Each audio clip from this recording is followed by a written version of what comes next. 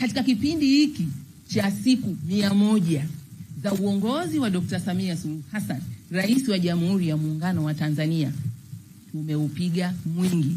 Maana yake kwenye makundi haya ili tuyawezeshe, jamani, tumeshapokea bilioni 10.5. Makofi kidogo hapa, mpige tafadhali.